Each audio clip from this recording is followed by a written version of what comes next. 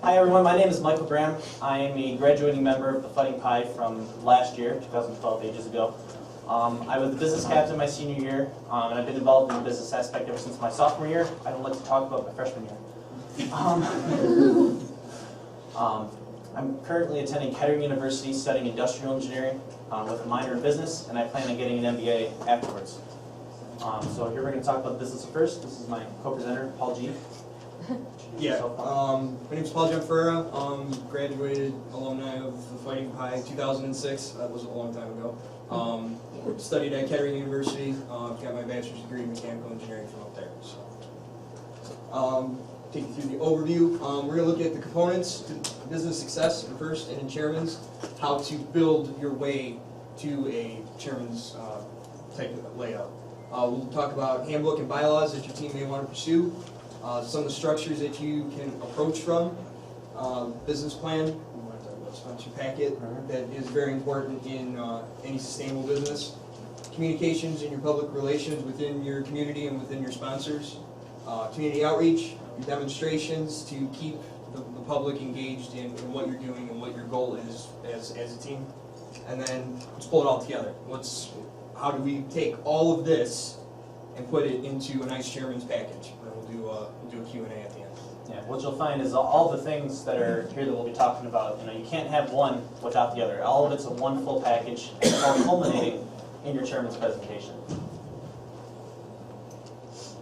All right, so the first thing you really got to do is to get the foundation. And the foundation is not just foundation, but also getting the team culture, the team buy-in. So you really got to, get your members to get the idea in their heads that FIRST is not just about the robot. So the robot is the hook. The robot pulls people in. But once they get in, they realize that a robotics team is actually a business. It's not a robotics team, it's a FIRST team. There's so many more aspects to it. Once people realize that, then you've laid the groundwork for being able to build up to a chairman's team, get the program you want. For us, in our shift, it took us about 5 years. It's kind of started in 2008. I think the spark that hit us was winning Engineering Inspiration in 2009 at the West Michigan District. All of a sudden it was, we can do this. What more do we need? And as we go through this is kind of our learning curve from what we've experienced. I'm not saying that this will, should have highlighted that earlier. Not saying that this is what you need to do to make it work. This is our learning curve, and you guys are going to go down different roads, different paths, try different things, and you're going to make it your own. But for us, we're finally have set the precipice. We know what the standard is every year and build upon that. And it's taken about 5 years to get this full team buy-in, this full standard that we call our business team. Yeah, it's really an evolution, but once you can get there, and once you have the culture and the mindset set in on your team, about this is what we do, this is the business program that we have, that's when you really get a lot of momentum going. So to start with, you've got to have goals. You've got to have benchmarks for yourself. You've got to have measurable metrics for, where do we want to be next year? Where do we want to be 3 years from now? Where do we want to be 5 years from now? What do we want to get to? What do we need to do to accomplish our goals? What are our goals? These are all important things you got to think about, and that all comes when you're setting your structure, your business plan, which we'll be talking about in a minute. Yeah, and just so that you have a gauge of progress throughout this endeavor that this shift is, try to have an annual goal, biannual goal even. We want to get our handbook written by the end of the summer, if you guys choose to pursue that. We want to take the summer, we want to write a handbook, we want to write a set of bylaws that's going to be the standard for our team moving forward for this year. That's one measurable, easy metric so that you can see and your team can see progress as you go through this, like I said, this shift. Okay. All right, so what I found is the structure is very important. My freshman year, we didn't have the structure yet. At that point, we were just kind of a bunch of kids building robots and doing some community outreach, having fun. I didn't really know what my place was, where to go. Most of the times I played computer games up in the top here at States, and right over there, you had to chase me. Yep. And I did Microsoft Paint at the build meetings. What happened was in the summer before our 2010 season, we made bylaws. Part of the bylaws was we set up our team structure, which went with that was the business structure. And in that we came up with, here's the business groups that we have, here's what the defined roles are, and here's what your roles are when you're put into these business groups. Every student was put into 1 to 2 business groups. I was put in the newsletter group. And that's what got me started. I found out I loved the newsletter. I built up that newsletter, got it weekly with the help of Mr. Wall. And it just went from there. All of a sudden I'm presenting for chairmen. All of a sudden I'm presenting to people I would have never expected to present to, and just writing business plans, things like that. So you pull people in by setting up the structure. Talk about like how we got started. One way that to begin to write ours, you have no clue. You can pull, like, what we did is we took a 4-H club's bylaws, and we took out the pieces that don't really apply to what we do, and we use that as the framework. How we did it was we had 4 students, 4 of our senior students, or junior senior students, and a couple of mentors, sat down and they drafted a set. We presented it to the team, we got feedback, we tweaked, reviewed, revised, edited, and then everybody signed them. But the main, I'll skip down to the bottom, is this is a living document. It needs to be updated annually. Don't try to write a set of black and white standards for 10 years from now. This starts something small, something that's maybe 3 or 4 pages long, like ours were. We want to try and do 15 hours of community service. We want to try to do 5 hours of fundraising. This is our structure. This is what we think we need to have for our structure that covers everything that we've experienced to date. And we'll try these out. Right. And then next summer, like we're going to do it this summer, we're going to revise them again. Eventually your edits become less and less and less, because now you've tweaked them to a point where this is the standard for everybody. So. Yeah, they really become just really minor tweaks, but it's important to be able to get down your procedures for competitions. What's the requirements to be able to attend a competition? What did your grades have to be? How many hours community service do you have to have, if that's what your team chooses to do to make that requirement? What's expected of the team members? If the team members know what's expected of them, if they have an objective, then they will be that much more driven and focused on achieving it. They'll have a goal, they'll have something to work towards. They won't just be aimlessly sitting in the corner. Something that we found when we wrote the first set is we set up our structure first, and we'll show that here in the next slide. That actually was 75% of the document. The media team's responsible for this. The outreach team's responsible for this. Fundraising is going to do this. And that ended up being the bulk of the document. As you go through, again, annual updates, as you go through and experience things, you're going to start to merge groups together. And, I'm sorry. So just start with something small, something that you can handle, as far as a handbook or bylaws your first year. So. The structure is really the important thing. So this, you want to talk about? Sure. Yeah, here's kind of an example of our structure. So the way that our team does it, and every team has a different way. I know some teams have 20 different groups, some teams narrow it down to 3 like we do. We have our controls, mechanical, business. So controls, that's going to be your wiring and your programming, things like that. Mechanicals, pretty self-explanatory. And then business, that's where we really get into some subdividing.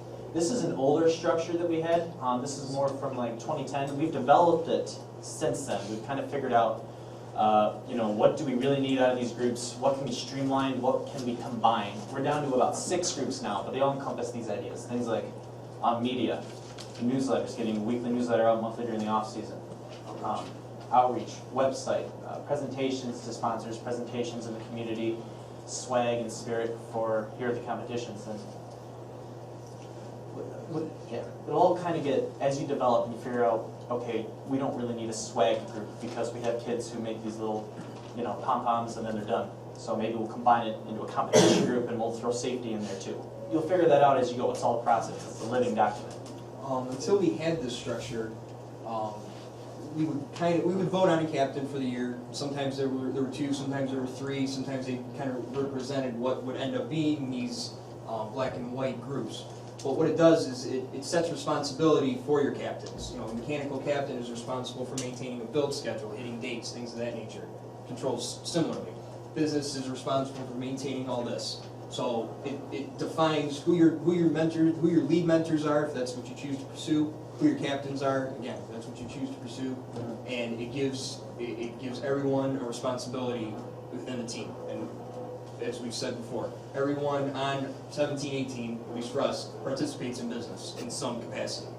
Yeah, that's a very important point because you need full team buy-in to the business aspect. You can't just have, I just do the robot, I don't worry about the business stuff. part of being a first team is the business. If you want to get to that point, it's very important to have the full team buy-in. They don't have to be as involved as people like me. I never touched the robot. If I touch the robot, something is very wrong. It's generally a good thing I didn't touch the robot. Yes, it's broken, yes. But in fact, when you get into the subgroups, sometimes you can have leaders of subgroups if you choose, or you can just have it a group and have the business captain oversee all of it. You've got breathing room there. You can tweak it how do you think it needs to go. One important thing I want to point out is the bookkeeper position. And the bookkeeper is kind of a nice way to get kids pulled into the business aspect. It's not a leadership position as in like a captain, but it gives them a very set responsibility and it pulls them heavily into the business process. So on our team, we have a business keeper who tracks our budget, works with our head mentor to track all our incoming and outgoing money, gives them really good ideas of budgeting process, and they get involved in, heavily involved in our business plan revisions. And then we also even have 2 bookkeepers now, one which tracks community service hours. And these are really kind of stepping stone positions. Like you could have a junior as a bookkeeper. They find out they really like this whole business thing, and then maybe they are inspired to run for business captain the next term. That's what happened our last year, actually. You want to talk about drafting ahead and get into other kind of? Yeah. Again, the way your team makeup is, it's gonna vary. This is what has worked for us. This is an idea to maybe get you started. What we do is we have in our controls division, we have a lead mentor that is responsible with the electrical captain for the schedule, making sure everything's hitting and on time during the build season. Same to be said for the mechanical. CAD kind of floats in between them, all of them, to get the design of what the students are shooting for, make sure deliverables are hit on time to try, making sure that the materials are being ordered, things of that nature. It's even today it's still kind of gray on how all of those for our build season structure for controls, mechanical, and CAD, how it works. Depending on the students you have on your team, the leadership potency you have on your team, this is going to vary year to year. So as mentors that are sitting in this room, you need to be able to gauge that and react accordingly. So, yep.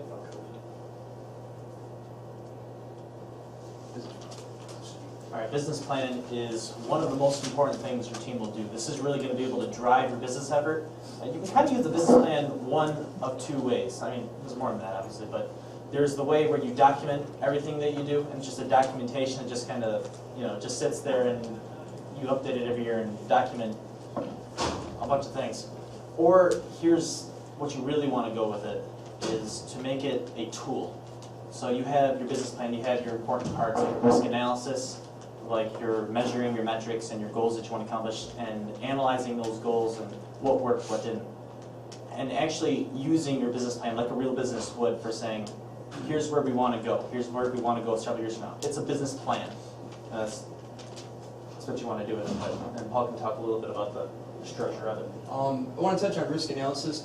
Executive summary obviously is a cover page, I guess is the right way to put it, that is a summary of everything that's in there. What your goals are as a team, as an organization, what your underlying goals are in mission statement, underlying goals are for the immediate future and long term.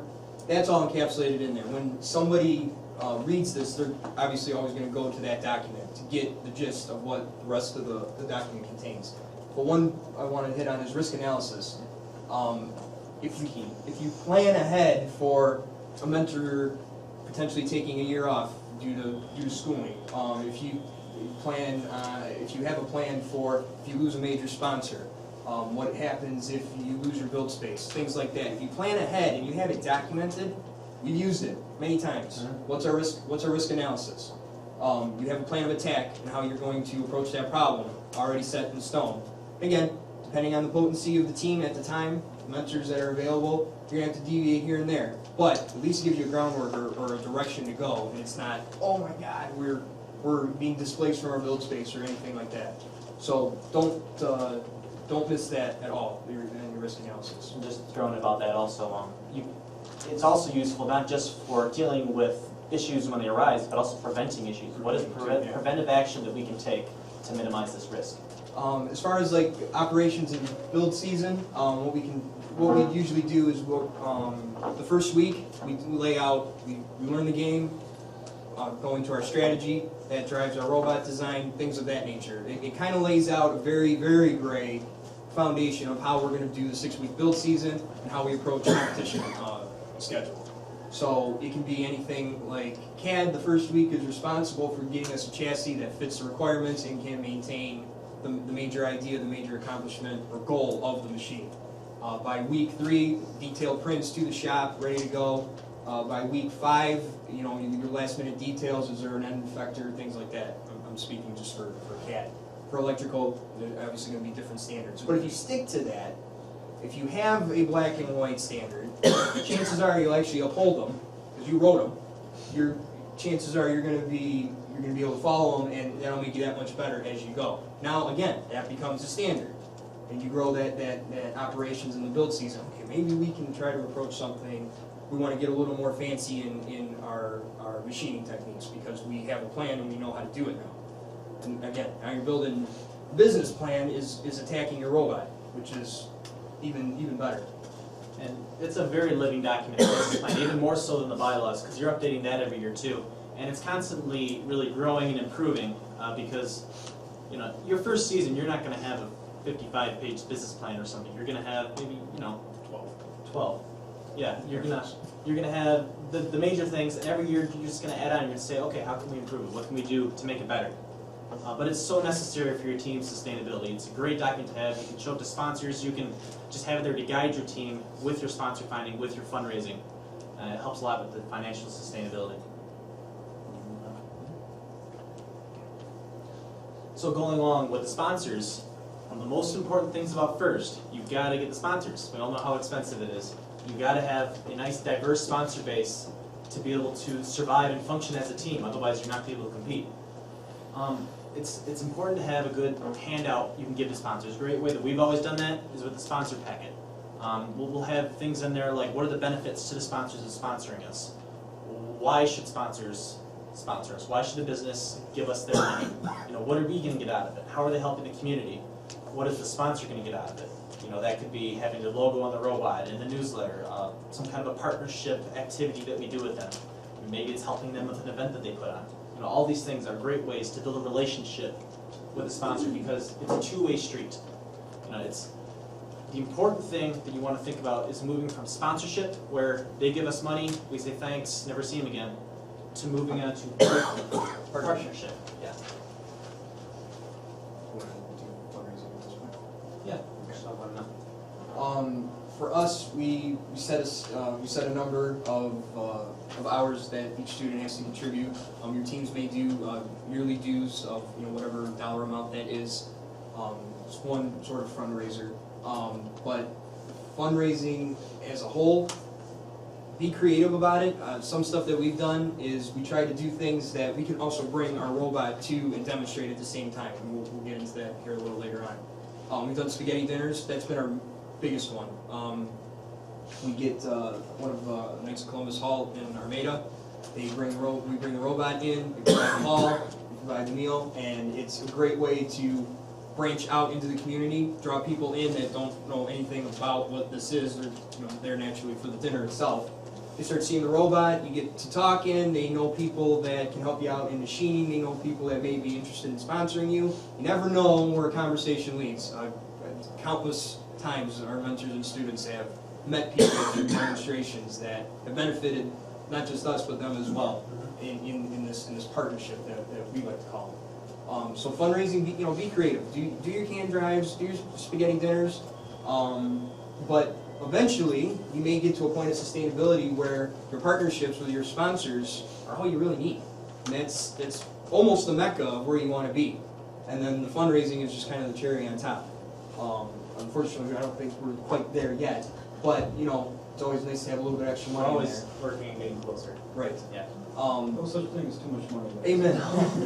Especially as your team grows the capabilities. Maybe you get to a certain point, hey, we want to get an animation computer to actually do all these cool animations. Before that, maybe we couldn't afford it. You figure out what can we do now, what else can we do? As we grow resources, how can we grow our business? Yeah. As far as like fundraising ideas, be creative. We've searched internet searches. We've gone on Chief Delphi. There's a lot of great resources on there. But our major ones have always been a spaghetti dinner, where the location's donated to us. We bring our robots in. We try to engage the community, and we go from there. So. Communication. All right, this is one of my favorite slides. As I mentioned earlier, this is really where I started out with the newsletter. So the newsletter is a great way to maintain communication with your supporters, with your sponsors, with people on the team, with family members, with anyone who's interested. And you want to give out those newsletters like candy. And you want to get people on that newsletter list. You want to get as many people tuned into your team as you can, because that, at least for us, has been our most consistent method of communication with other people. Let them know, hey, look what we did. Hey, we just won this award. We just did this event. We just cleaned up this trail. You know, all those important things. You know, and your formatting will develop. We started with a very rudimentary newsletter. It was called the Pied Piper, entirely written by Mr. Wall. Yeah. And over the years, we've developed it, we've tweaked it, and it's still developing. It's still evolving. But the important thing is, you know, you want to have articles in there about what you're doing, maybe highlighting members on your team, maybe highlighting mentors on the team, sponsor of the week, things like that. But you want to send it out by email, send it out by mail. Email's better, I've found, but however, whatever it takes to get it out there. Put it out at your school, give it to sponsors, anything like that. It's just a great way to maintain contact. We've always done it weekly during the build season, and then monthly during the off season. And we try and stick to that as best as we can. And we put it up on our website too, so anyone can really get to it. When we started, I think we sent out to about 50 contacts, maybe in 2008, 2009, correct me if I'm wrong. Maybe 50 contacts. To this date, where are we at? 500? It's hard to count now. Contacts? We can't count anymore, because as we send it out, it gets sent out from there. Yeah, we So you have no idea what you're reaching. Just in that electronic network of an email. It goes to the West Coast now. Sometimes it goes to the West Coast for us. So this has been the 5-6 years that we've been doing it. It's grown exponentially for us. But again, started small, about 30, 40, 50 contacts, and it's gone from there. And the best thing about this division of business communications and PR, it's a great way to pull kids in. Hey, can you write a newsletter article for me? Hey, you ran this event, can you write a newsletter article about it? It shows you, hey, this kid can write well, or this kid can work on his writing, let's work on him with it. Or this person, it clicked in their head, they're interested in business now. Yep. Our media team has actually started to own the Facebook, the Twitter, and the website. The Facebook has actually been really engaging for us during the competition season. Some of our podcasts, I don't know if you're familiar with them. We've done polls and things like that of what our fan base wants to hear next, kind of thing. So we're getting input from the community, even though we're all the way up in Armada.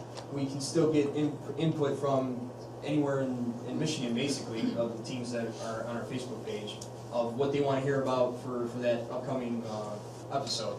Twitter we use to keep everybody informed. Our website has been a great resource. It's not so much for us.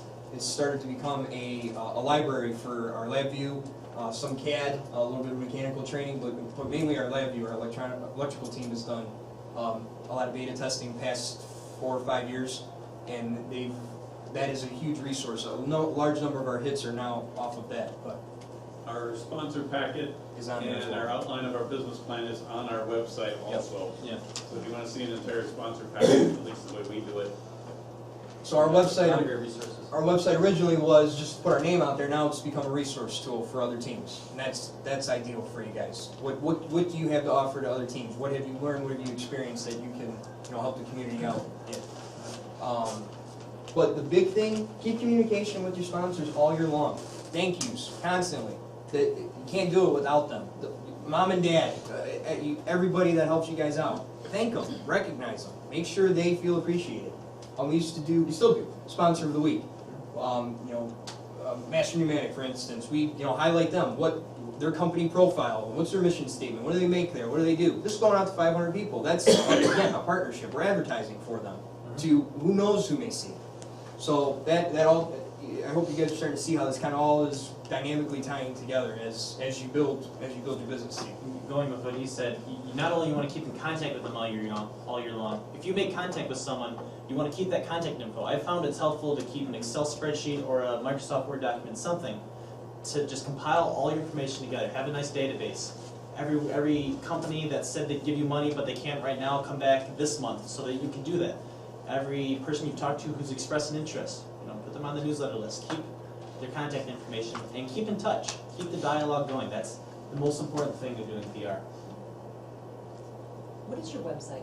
It's www.fightingpie.org. Would you say it again, please? www, three W's, yes always, .fightingpie.org. Fighting. Yeah, fightingpie.org. Community outreach. Sorry? Sure. Okay. So community outreach, that's kind of the centerpiece of, once you start getting the chairmen and everything, that's kind of the centerpiece of what they're looking for.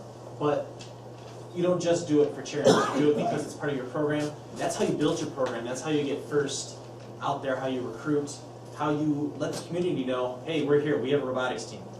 We do this. It's important. And there's always that little thing about, you'll say, oh, let's do this outreach event, it looks so good for chairmen. And people will say, no, you're not doing it for chairmen, you're doing it because You're supposed to. Because you want to get the word out there. The great thing is, the two are the same goal. You're going for one, you get the other. They come together, they're a package deal. So you do one thing, and everything's going to work out. But so community outreach, it's important just to get your name out there. You want to partner with organizations, with businesses, any event you can find. It's nice to get a robot demo going. If you can set up like a mock field, maybe invite other teams, get some mock matches going. Have some kind of a display to talk about FIRST. Have information to hand out about FIRST. Have knowledgeable people there, specifically students, who can talk to members of the community and kids about, hey, here's what we do on this robotics team. You're an elementary school student, you're interested, great. Let me hook you up with some FLL teams that we know where they are. Things like that, that's important. And you're gonna start small, usually. It's just, at first, it's just finding what can you do. Find any outreach event you can, and then do them. And then later, as you build your program, you get more and more, you're gonna be able to start prioritizing. Okay, where's our most, I just took an econ class, where's our most marginal utility for the event that we do? Where are we getting the most bang for our buck? Where do we want to focus? As you said, with partnerships, and starting on smaller projects, we partnered with 4-H, Macomb County 4-H, and when we kind of first started to really approach this as a huge part of our team. The Macomb County 4-H is doing a sack bucket marathon that they send out to Nicaragua and things like that. We said, all right, we can volunteer the bodies. Now it's become that we're donating supplies, we're providing bodies. Next year is going to be a huge campaign. They're trying to get tens of thousands of these things made over a weekend. So it started small. We just had to show up for a few hours and do something, and then it became we're a major force in this effort, and it just starts to snowball from there. And again, as Michael was saying, try to find opportunities. Again, where can you bring the robot? If you have, like for us, our 2010 machine's really low profile, it fits in the truck, no problem. We take that everywhere. It kicks the soccer ball around. Kids can interact with it. They understand exactly what it does. This year's a great example. It throws a frisbee. That's dynamic and can interact with the public. Try to draw people in that sense, so they can actually interact with it. They make more of a connect with what you're doing. And then, again, as your team starts to shift and starts to make this progress, start up in the ante. Can we do more? Maybe we can throw Relay for Life in. Maybe we can do Habitat for Humanity, Ronald McDonald houses, things like that. You start to step up the ladder. So always build upon what you've done. Don't stay flatline. And the great thing is the more people you get involved, it starts with the more things you do, the more people you get involved. The more people you get involved, the more ideas you have, the more things you do. It's an endless cycle. It just builds. It's a snowball. Demonstrations. Again, need to expose your team to the local community. We've done things like our Holidays Parade, where all of our robots are in a wagon with lights on it. They see us again. There's a group of nerds driving down the road again with their robots. What is that? It's trucking a frisbee at you. Yeah, exactly. Some of our demos at the Armada Fair, as you guys may know, there's that robot again in this huge barn. They've got 3539 and 4130 out there now. Oh my gosh, what is all this? They're shooting basketballs all over this barn. It becomes more dynamic as you grow. And again, the more interactive the robot is, like the 2010 game of soccer, the more people you can draw in, especially the younger group. And we found that that's a great choice. In your demonstrations, like for us at the Armada Fair, at our open houses and things like that, that's your best recruitment for new students. How do I get on this team? You may find a parent that knows their son is, you know, like us. And how do we geez, bad thing. Well, for me, it's bad thing, I guess. How do I get my son involved or my daughter involved? We've gotten a lot of that. How do I get my daughter involved in your team? And they'll come from up to 30 miles away sometimes for our team. And it's a great source of recruitment. Again, new people coming into your organization is important. And like always, the public needs to see what you do and what First represents. What is First about? It's more than just robots. It's about building better people and better communities. It's the inspiration to pursue STEM. You guys know this. This is really the heart of what Dean Keeman's always talking about, you know, how do we go from being a society and culture based on basketball and the Final Four and everything to science, technology, and robots. Not fighting robots. I'm sure everyone who's ever talked to someone who doesn't know about First. Oh, you guys do battle bots. Yeah. Everybody thinks that. Everyone. But that's what we're trying to change. So here's what we do.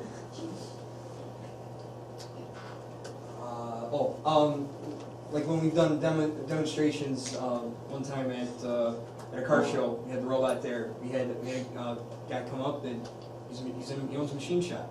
How do you machine this stuff? We were telling him, you know, just general inquiry. Do you guys need like fabrication help? Yeah. We can always use a machine shop. And there's a sponsor.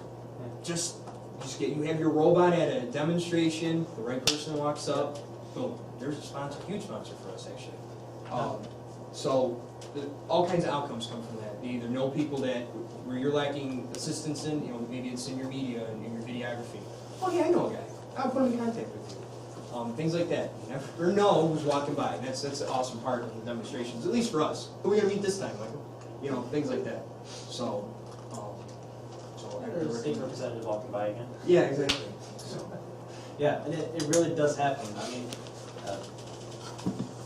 one of the other teams that I mentor, 4130, you know, they demoed right in their fair of their whole town. That's right in the center point where everyone's coming. They got a mentor out of it. They got a programming mentor who was able to help program the robot. That was huge. Just getting your name out there, getting publicity, it's going to bring good things to you. You can start. Yes. I'll start at the end. My favorite slide. All right, so chairmen, you've done all the outreach, you've done the fundraising, you've written your business plan, you've put all the work in. Now, what do you do with it? This is the chairman's essay. This is the culmination of everything. This is kind of the representation of the whole package. So chairman's, as most of you probably know, some of you may not, is the whole package of your team, the whole program. What kind of program does your team have in every aspect? It's a lengthy process to apply for. If you, depending on how much energy you put into it, it can take more time than you might expect. It's a huge investment of time and effort to do, but it's completely worth it. Not just for getting the award, which is great, but also the experience that the students on the team get out of it.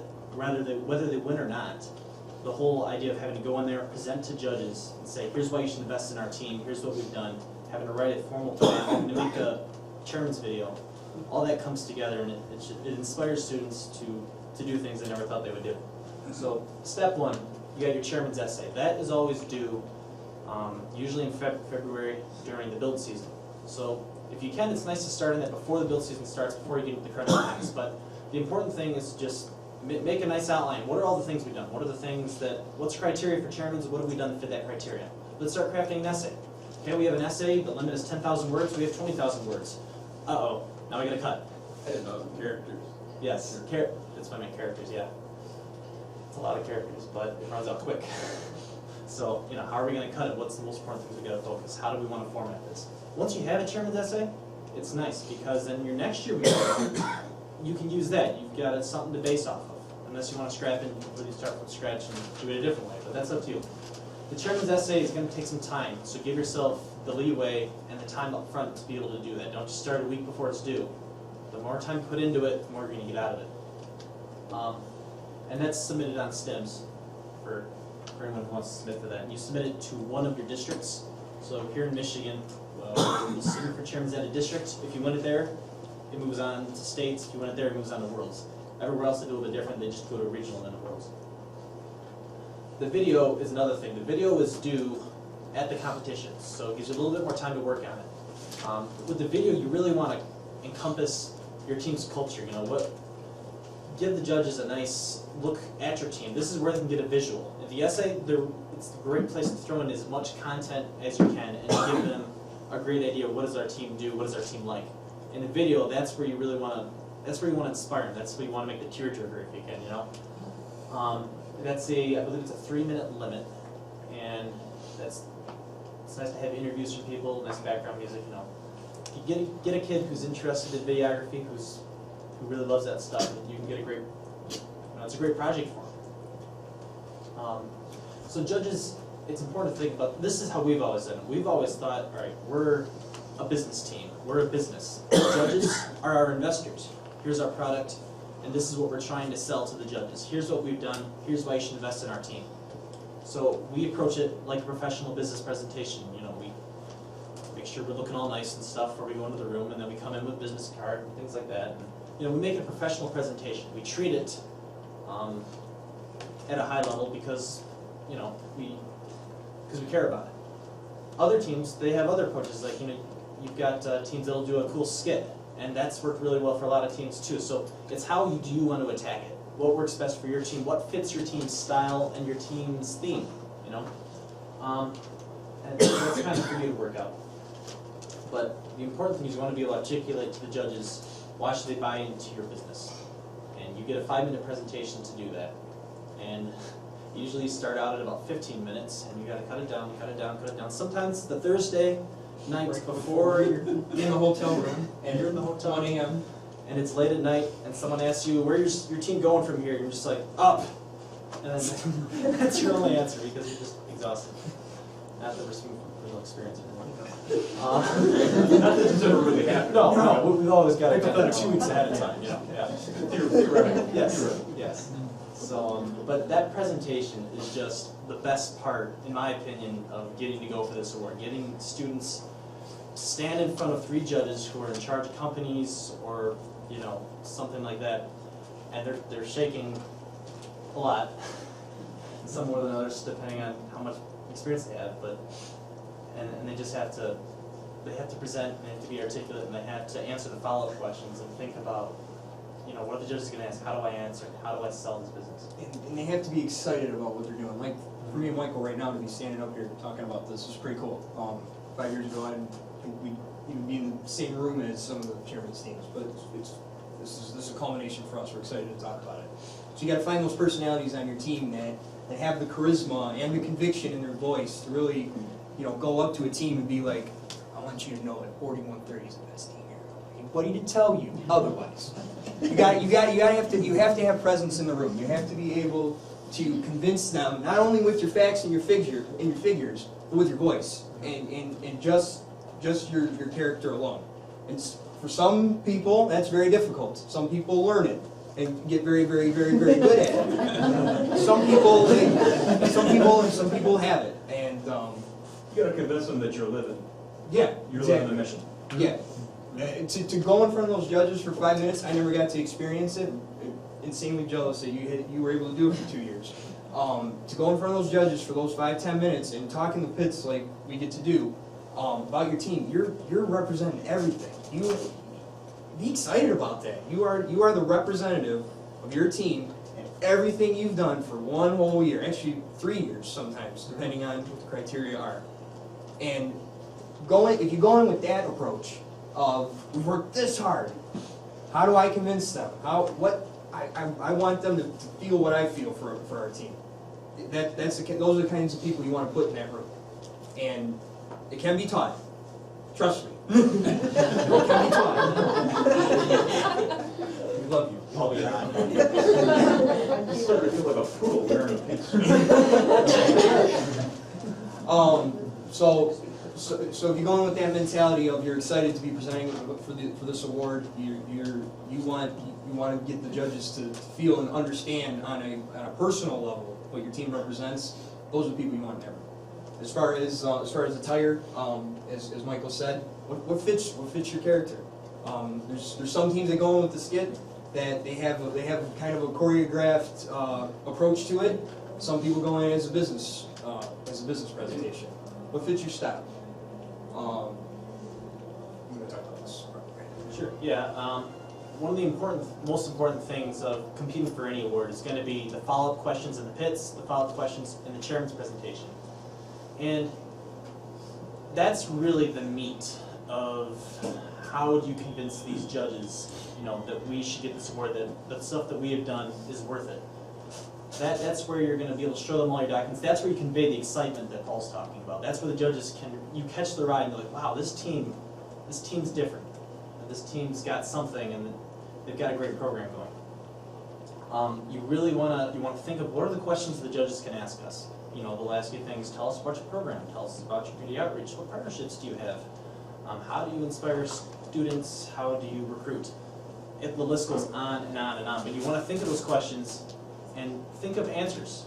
Drill whoever your presenters are. Ask them the questions over and over again, and then just plant seeds in their heads. Say, okay, well that's good. This is from a mentor's perspective, and this is a new thing I've had this year as I've helped mentor now.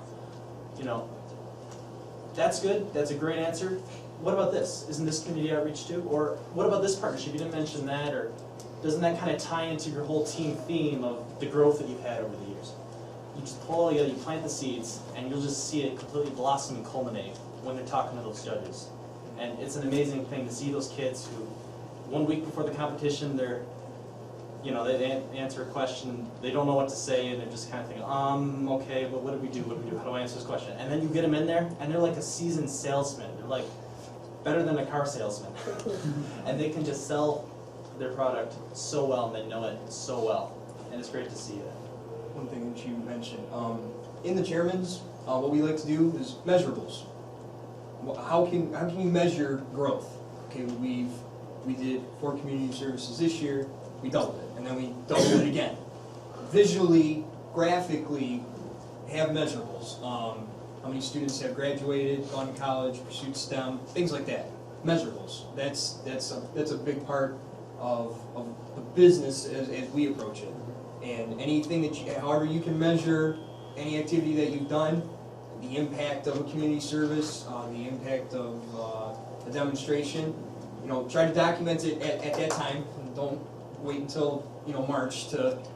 How many people were there in July again? There were like 1,000. No, there was 85, 6 people. Okay, yeah, about 100. Okay, so try to document those things as you go through the year as well. That'll help you in the long run. Yeah, to go back. All right, July. You're going through old emails. Yep. Who showed up? Yeah. The important thing to think about with chairmans is it's a long-term effort. Some teams get there their 4th year. Some teams it takes them longer. It all depends on the team. It depends what competitions you go to, who you're competing with. There's a lot of variables. The important thing is start doing it. Just get out there. I don't care if you're a 2nd-year team. Compete for it. Do it. Try it. What your team members are going to get out of it is more important than whether you win the award or not. And you got to start somewhere. A lot of times you'll go for chairmans. Okay, we didn't get chairmans, but hey, we got entrepreneurship out of it. They liked our business plan. The judges talk. It helped. The next year, all right, let's go for it again. Okay, we didn't get anything. Let's go again. We got EI this time. We're getting closer. We're almost there. Finally, you get that chairman's. All right, now let's move up to states. Let's up the ante. Let's keep going. And you just keep building and building and building. You snowball. And as that happens, your program grows. You pull in more students. You inspire more students. Just at the standard now. Yeah, and it just becomes a culture instead of a Keep going up. That's right. Keep going up. It's kind of a theme. That's really all we've got here. We kind of wanted to say thank you, Yes. but we wanted to do a Q&A if we have time. How much time do we have? You've got probably about 10 minutes. Okay, sweet. Oh, wow. We talk about this. I know. But we wanted to do just kind of like an open forum, so, yeah. Do you have slides available? Can we get them after this? They're being videotaped and then put out, Zeke, explain. I'll be posting these Speak up. I'll be posting these on our YouTube channel sometime in the next week. Okay. You can get to our YouTube channel through our website. Thank you. Yep. Could you maybe consider to PDF the slides and put them on your website? Yeah, you can do that. I can do that. Some people have trouble getting video. for computers. Yeah, I hear you. Yep. A lot of the background information for this is already on our website. Okay. Yeah, this There's a can kind of be resources summary. section, and if you go in there, our whole sponsor packet is in there, our outline of our business plan is in there, all the steps that you would need to make judges happy there. Obviously, you write your own. There's a whole host of, there's our rookie startup packet is in there. A lot of great. There's a whole host of things already on our website that are much more detailed than these slides are even. You said you had team members coming from up to 30 miles away. Are you just one school team?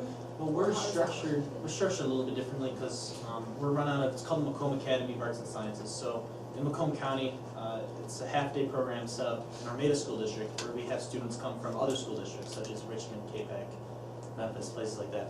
And so on our team, since we run out of this academy, we have students from all the districts that go to this academy. So that's how we get from 30 miles away. It's up to every team, you know. Some teams, you can invite students from other schools. There's nothing saying just because a student goes to this school and your team's from this school, it doesn't mean they can't join. It's just, you know, how do you work? So would you say through that program you spawned the Richmond team? Yes. Okay. That's very. Well, I mean, safe I assumption. think that's part of it too. It is. When you come into an area and you can get something going, yeah, sometimes I see teams here that are huge, they're 200 people. Okay, maybe it's time for them to split off and do their own. Well, it's a little bit different. It's a little for us. different, We have Richmond kids on the academy team, and there's a Richmond team that's entirely on their own. So the kids who just go to Richmond don't go to the academy. They can join the Richmond team. The Richmond kids that go to the academy, they have a choice. Okay. But yeah, I mean, the great thing is it's not. Sometimes when you're starting teams or mentoring other teams like that, you think, oh no, we're going to start taking away funding. We're going to start taking away students who might join. But don't think about it as we're cutting up the pie. Thinking about it as how do we grow the pie? How do we make another pie? No pun intended. Yes. I have two questions. Is there a good limit of students?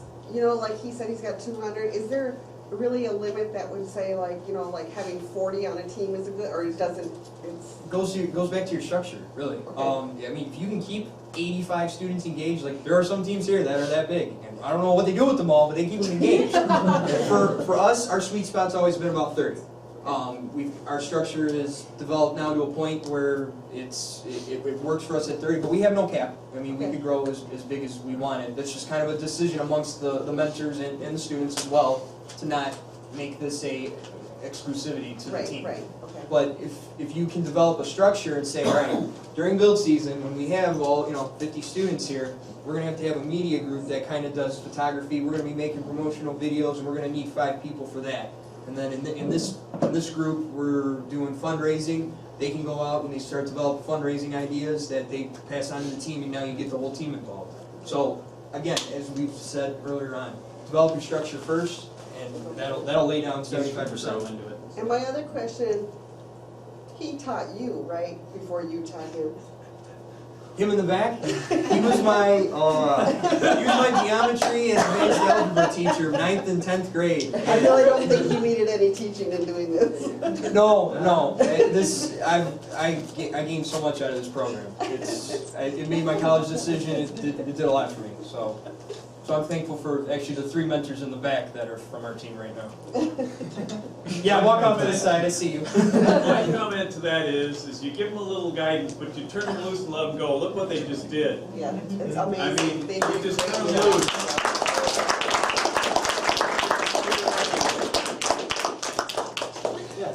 I'd be curious if you're willing to share what your budget is, and then what part is students, sponsors, fundraisers?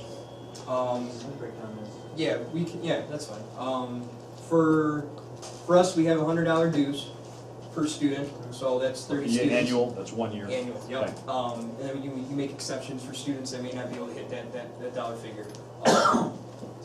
We'll do our budget. Actually, Our budget go ahead. is, Yeah, really is. we've been running around 30,000 a year. Most of that, I mean, it's coming from registrations and travel because we've done 2 districts, states, and the first championship for now 4 years in a row, and we're hoping for 5. But all that adds up as you need that money. But we just keep digging for more sponsors as we go. Do you find that covers you through Worlds? What's that? Is that kind of That's number covered that'll us cover through you through Worlds. Worlds? That includes a charter bus to drive us down. So. Okay. didn't start out that way. In 2006, they had to take a loan out from the school to complete their season.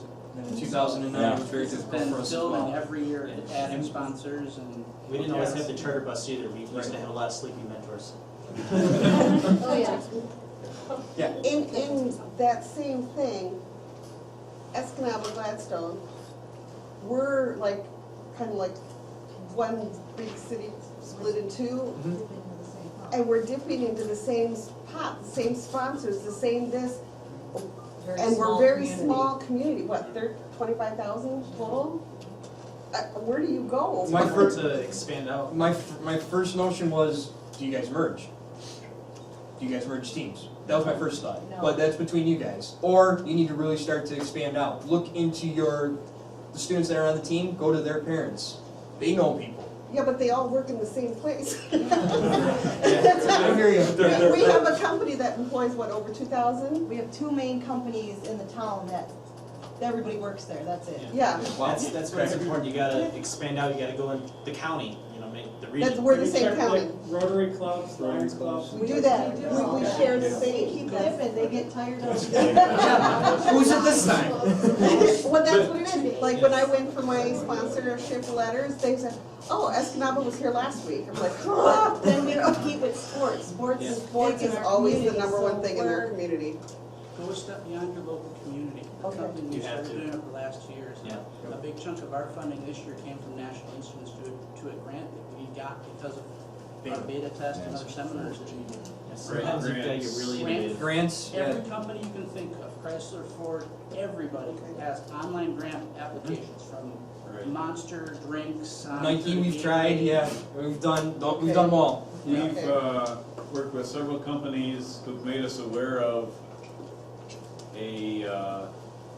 the company will sponsor so much in funding, and they'll say, oh, and if you write a grant, you know, the grant will double the amount, they'll matching amount, so ask companies about grant. In-kind Possibilities. donations, materials from the robot, That we machining get, tires, that stuff we like get that. too, yeah. You just gotta go out there and dig, and don't be afraid to go quite a far afield. Yeah. Yeah, because the UP is Sell kind of your small, program. guys. I know. What's Oh, another one is try colleges and universities too. Yeah. That's something that we've done recently in our area. We have a community college. We What's got the- Michigan Tech, Northern Lake Michigan. Superior State, Northern, yeah, I hit them all. You know, say, you know, this is what our students do, especially the LSSU and Michigan Tech, absolutely. Those Yeah, are the Tech. major tech schools. Way But beyond Tech your borders does than you Houghton. thought it would. Hope Okay. has their robotic team, and Michigan Tech does hope. That's okay. That's okay, they may do more. Yeah, they'll Kettering- work with they're the not other engaged split as well. pot. Sometimes that works too, because two agencies going in together might get a little larger amount and split it between you, as opposed to separate entities Right. going in. Okay. Work together as a team, because you're all part of FIRST, as opposed to this individual hits Right, and that individual hits and they get tired of it. That will sometimes, Yeah, or unite on that front, maybe not as a merging of teams, but unite in the front of, we're gonna try to attack for 10 grand out of Michigan Tech, just throwing numbers, and we'll split it right down the middle. These two teams are from this area, we do this, put us together, this is how broad we can be, this is our impact, this is our scope. Yeah, that's a great approach. I think the importance though is the steps that go before that. Right. If you can show a company a good business plan and a good structure of how you're spending their money and how you're using it and what it's doing towards students' education, and you have all this documented, how many students are going into STEM careers versus a standard high school? What's your percentages versus standard high school? That sells your program in terms of being able to document this business plan that you have, that you're more than just a robotics team.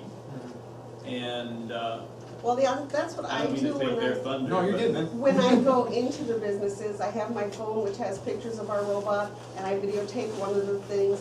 And then I go in there and I say, but there are $18 million in scholarships, and the kids are not using this, and with your help, you know, we can get this word out where these scholarships can be used for kids to to learn how to do the animations. If You know, can- so I kind of go with that aspect, Yeah, you could, but if you have a format, if you have an approach with a sponsor packet, Okay. with your impact, again, documented numbers, you have a standard format of this is what First is and this is what we do amongst the two teams. Look at our sponsor packet on our Yeah. website. I will. Try it, yeah, try that. And if Because it's you, only our just to second get year, their ideas. third, so, you know, we're just still. Just gotta keep growing. Well, I think that's the thing that we struggle with, where we're about as lower pencil as you can get, at Gull Lake. We sit between two good-sized cities. We had the problem of, you know, we have a pretty good presentation, not up to this level and stuff. We couldn't get people to respond to the phone calls or the emails or the letters. Oh, I walk right in. To let us in the door. And I think that's the important thing is, and these guys brought this up too, use the Rotary Club, use the Lions Club, use these people to get an in, someone that can get you in the door. What we found is, once we get our foot in the door, we walk out with a check. Okay, You gotta be to tenacious.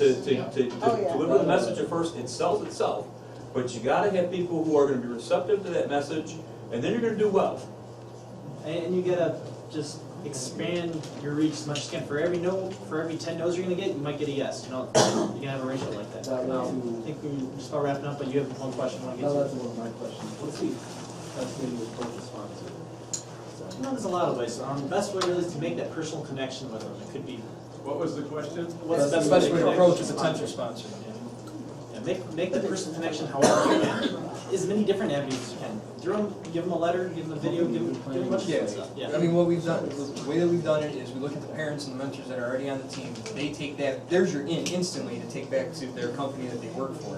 And that's actually a broad spectrum of companies that are on the side of our machine.